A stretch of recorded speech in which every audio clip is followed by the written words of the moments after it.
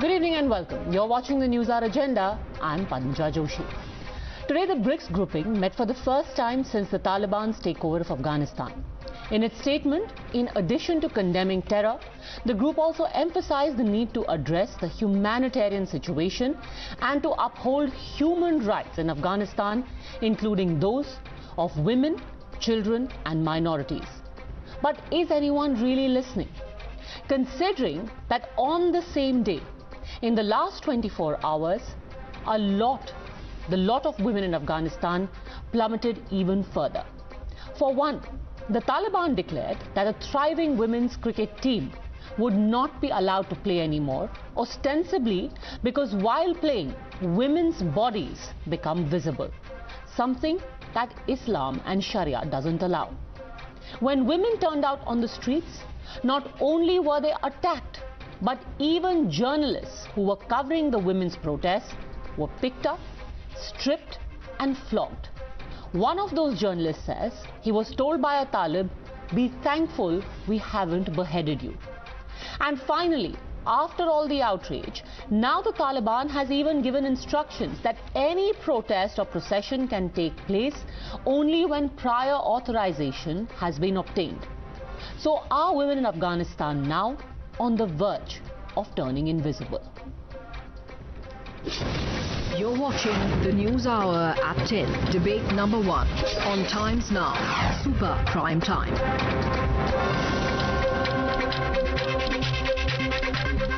Joining us now on the News Hour Agenda, we have Nargis Nihan, former Afghan Minister of Mines and Petroleum, journalist Khadija Amin, and my first question is to you, ma'am, Mahbouba Seraj, activist and director of Afghan Women's Skill Development Center.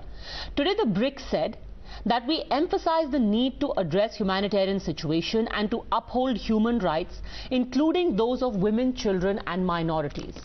Do such statements go at all in the direction of putting any pressure on the Taliban to grant rights to women in Afghanistan?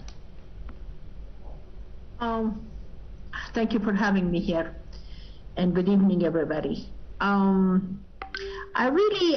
don't think it's going to really do anything as far as putting any kind of pressure on Taliban. I don't believe so, because they have their own, reasons and their own excuses to come up with. And these words, really, these phrases, from the world and from whoever, to me, they're extremely empty. What do they mean? I don't get it. As far as the words are vague, but the meaning of it and the effect of it on the women of Afghanistan, I don't think it's really any. Whether the Taliban accept it, don't accept it, it's just like they're just words. They really don't mean anything else. And because I've seen the way the world treated the women of Afghanistan, there are these women still waiting around. They are in danger. They are members of Afghanistan civil society. They are members of the media. They are members of human rights. They are defenders of human rights. They are lawyers. They're all staying here, and they're all sitting and waiting. I haven't seen much from the world, because they keep on saying, we cannot take you, we don't want you, there is a lot of problem, and if you come, maybe 2 of you, 3 of you, 4 of you, no more of you.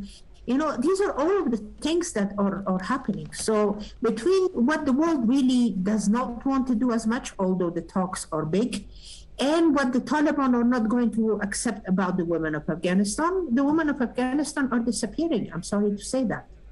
And I really don't know how and what it will take for all of us to come back or actually hold our ground.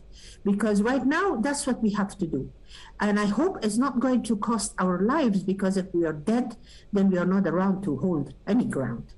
So there it goes. And that's where we really are. And see what the world is going to do, because the world always has given us big talks, but no action.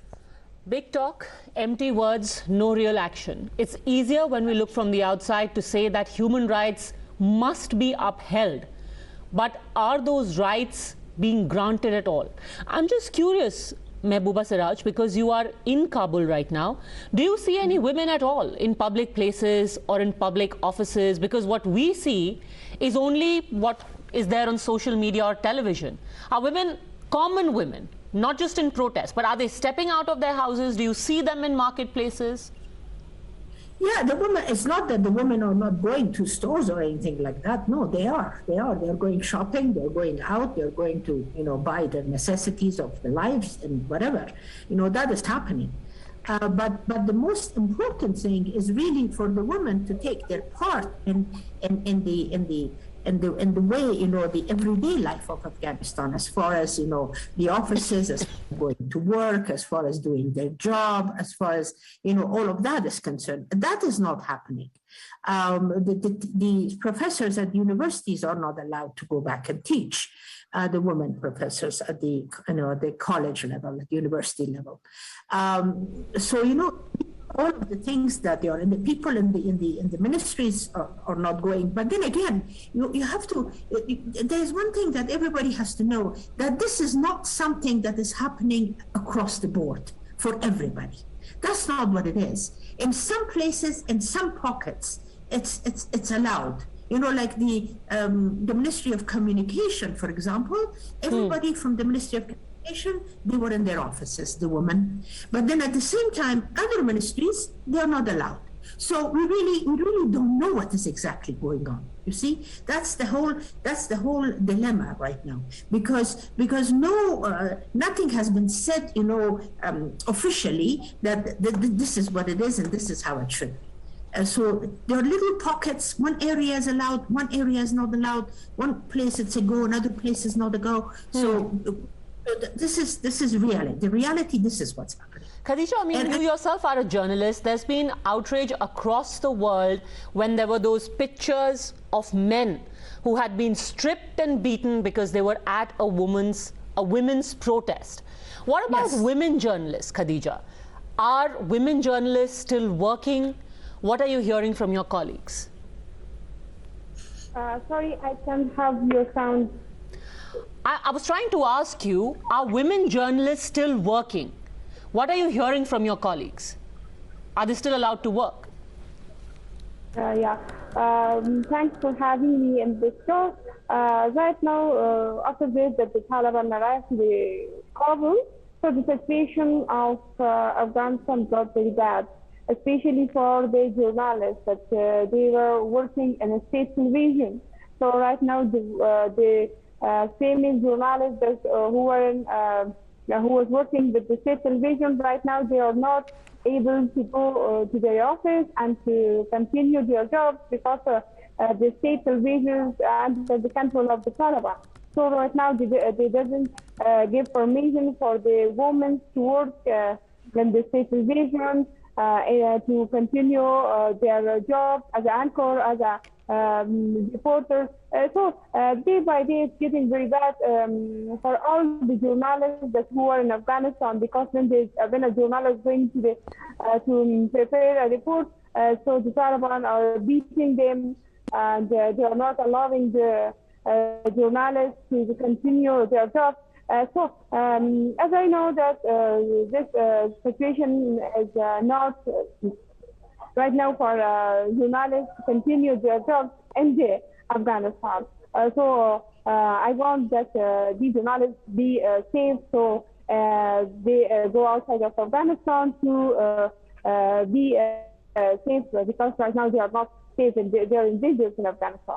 Nargis Nehan, the biggest loss perhaps today has been that of women being barred from cricket.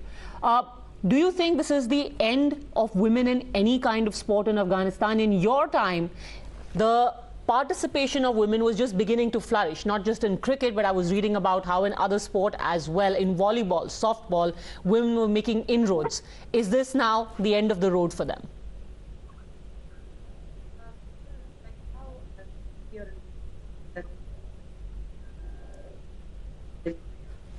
Nargis Nehan, I think you've muted yourself. Can you please fix that?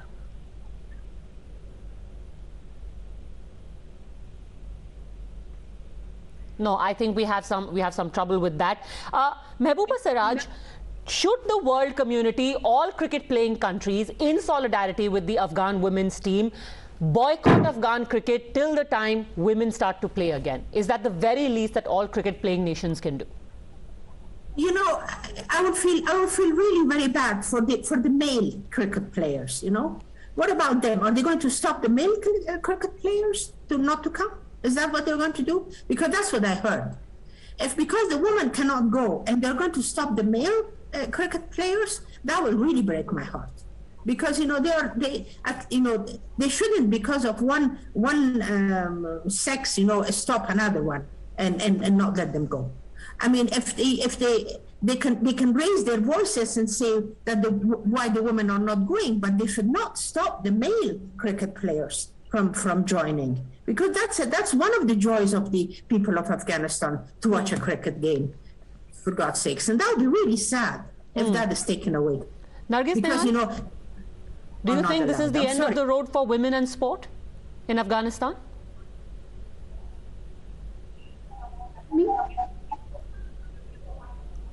Yes, Nargis, can you hear me? Yes, I can hear you. Today it's cricket. Do you think that women in sport, it's the end of the road for them now in Afghanistan? Well, we have there is a lot of ambiguity right now. As on one hand, the Taliban leadership are saying that they have changed. They are very moderate in terms of their governance, and they're also open when it comes to women rule. But we also see that bits and pieces by pieces, they have begun to implement policies which are basically banning and restricting women in different sectors.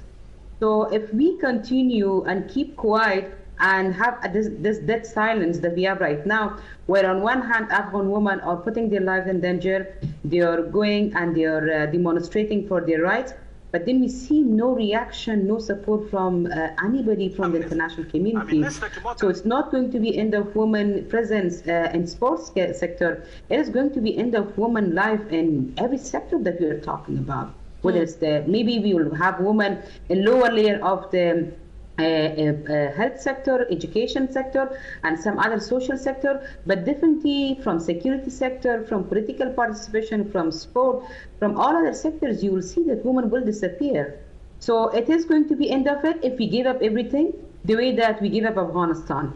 If we stand with Afghan women and support them with the courage that they have taken, with the bravery that they have demonstrated, and with risk that they have taken by demonstrating for their rights, then I don't think it's going to be the end of it. It's going to be beginning of another phase of struggle, but I'm sure we'll make it. And you know what the irony is? That on a day when women have just summarily been told that you cannot play sport, you cannot play cricket, one cannot help but be reminded of Shahid Afridi, a Pakistani cricket great, who in fact had said that the Taliban are lovers of cricket. It just so happens that perhaps they don't like women in cricket, maybe they like the sport. But I want you to react, Khadija Amin, to what a Taliban spokesperson said on TV. Let's just listen to what he said and then I want you to react to it. Not necessary for women to be in cabinet, they should give birth. Khadija Amin. After listening to this, should we just kiss the idea of an inclusive cabinet, inclusive governance goodbye?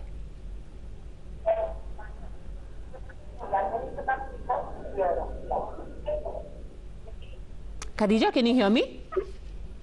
Can you repeat, please? If a Taliban spokesperson on TV says that women don't need to be in the cabinet, they should give birth to children, where is the idea of inclusivity? We should pretty much just kiss it goodbye, shouldn't we?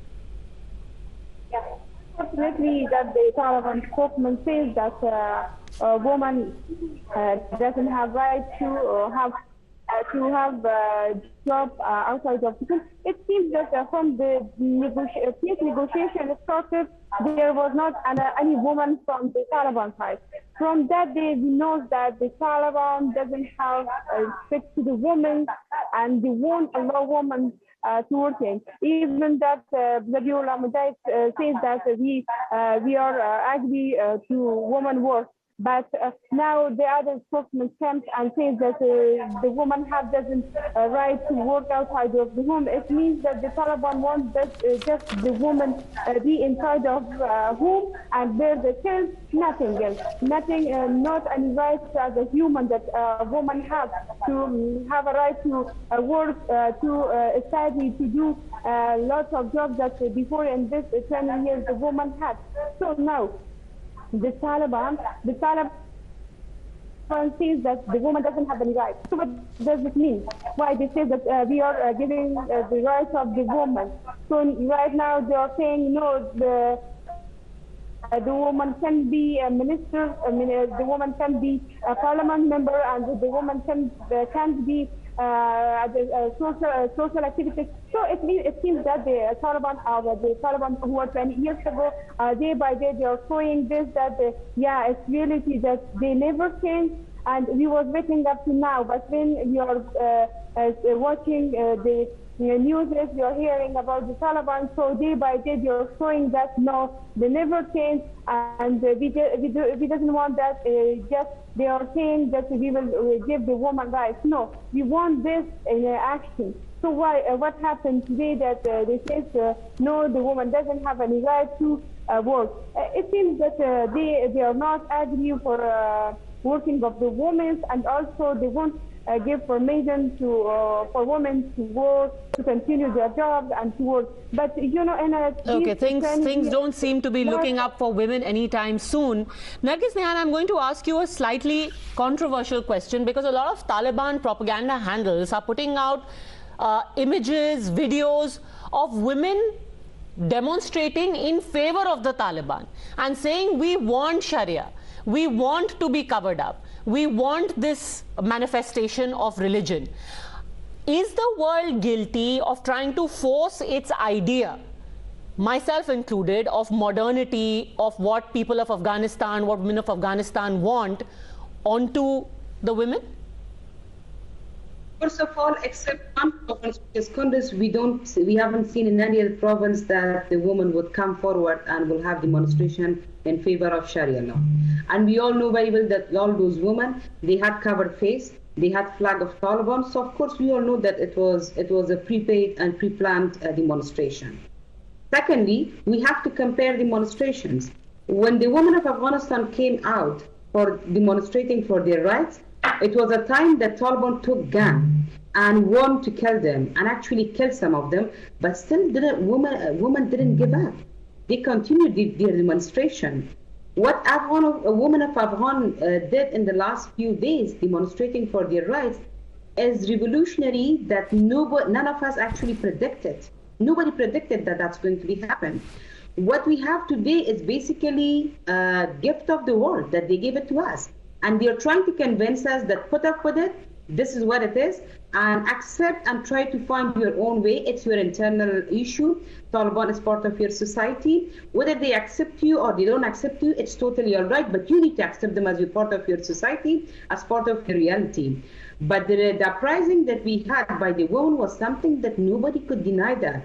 I mean, there is no comparison between what they did and what symbolically a small group of women did in Kunduz. These women, they took the risk, they came out on the street. The number was not 100, the number was thousands. It was not in one province, it was very organic in different provinces. And it was a time that constantly they were being warned that they're going to be shot, and they're going to be killed, and they're going to be beheaded. So today the world is not standing with us, but we are standing for those rights that we believe in it. So the world is not imposing anything on us. It is actually awareness of the woman that they are going to stand for their rights, and the struggle is going to continue. It is just the beginning of it. What, just for the benefit of the world watching right now, Mahbouba Seraj, people are also confused because the Taliban say you have no idea about our religious sensitivities, about our regional sensitivities. You just come here and lecture us. A lot of pieces are also being written now that where was India, where was America when Afghan women were being bombed and killed? Now suddenly all of your feminism has awakened. What would you want to tell the people who are saying that actual Sharia is about inclusivity, so we should not write off the Taliban just as yet?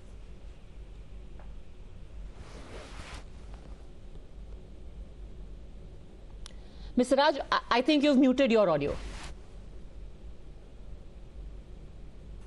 I do believe that we did, or the world, the world really pushed us. They really pushed us. They actually created us, the women's right, in their own image. So that way, what the Afghan woman wanted, or what the Afghan woman could do, and what the Afghan woman needed, that was the last question that, anybody asked us during the time that the whole world was here. Do you know that most of the programs, the projects, whatever, it was happening in Afghanistan because that's what the world thought that we're supposed to be doing. Not asking us, the women, do you really think you need all of this or you don't? Do you really think we should come this way, approach it this way or that way? They never asked us that. They just did what they thought was good for us because they were trying to create us in their own image, or our freedom in their own image, and the image of the Western world, the Europeans and the Americans. The actual way of an Afghan woman being, or Afghan woman living, or Afghan woman, having their rights is something entirely different. And honestly, right now in my life, if I could see a little bit of that happening, that the women of Afghanistan decide, whoever they are here, whoever will remain in Afghanistan, that is the way we would like to have our lives. We would like to study. We would like to be doctors. We would like to be teachers. We would like to do sports the way we like it. We would like to do all of those things, but in our own way, not into else's image, in the image of the Afghan people, and the image of us as human beings from this part of the world, that part of the world really don't understand us, honestly. So this is what we really should do.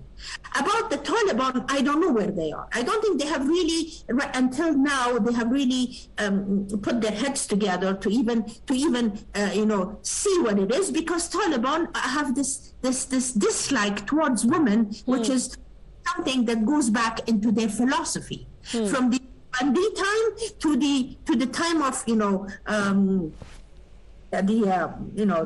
Pashtunwali time, from all of that. This is something that they don't like women. They really don't like women. As one of them said that I'm running away from my wife. Why should I want to see women around me? It's the truth. They don't like women. So if they don't like women, it's very hard for them to work with women or accept that we exist as human beings. Because in their minds, we don't. We have another definition in their minds. And for that, it's going to be very hard for us women. But we have to carve whatever we need to do for ourselves. This time, we really have to do it. We have to carve our place, we have to carve our needs, we have to stand by it, we have to work on it, and it's not going to be easy. It's going to be very difficult. That much I can tell you. Well, but we need the world's support for us. So at least we will have an Afghanistan with the Afghan woman the way Afghan women want to. We have to work with these Taliban, talk to them. Hopefully there will be a time when they can understand it. The gentleman was saying that you're putting women in the position of a minister, which she's not really capable of doing. Not knowing that the women have to be among some of the best managers in the world. Well, actually, we have somebody right here who has been minister and has done a bang-up job of it as well. You have a strong voice, ma'am. Thank you very much. Thank you very much for having spoken to us, Mahbouba Seraj, Nargis Nihan. I think it was more succinctly put, where you can keep arguing about a new Taliban, a post-Doha Taliban, but the fact of the matter is, when it comes to women and their rights, like Mahbouba Seraj said, they simply do not like women. And that really is the truth. Are they going to grant women their rights when they actually dislike them so acutely? Think about that. Thank you very much, ladies, for having joined us with your voices.